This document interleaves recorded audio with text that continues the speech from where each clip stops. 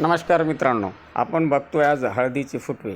बघा आजचा दिनांक आहे 4 ऑगस्ट 2026. तर बघा या हळदीला फुटव्याची सुरुवात चालू झालेली आहे आणि टोटल हळदीला ऑर्गॅनिक ट्रीटमेंट आहे.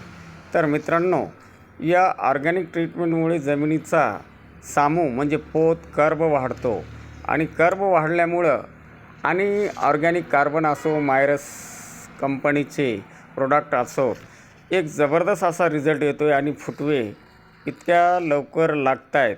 तर एकदम जबरदस्त आणि अमेझिंग रिझल्ट आलेला आहे, चमत्कारिक रिझल्ट आलेला आहे.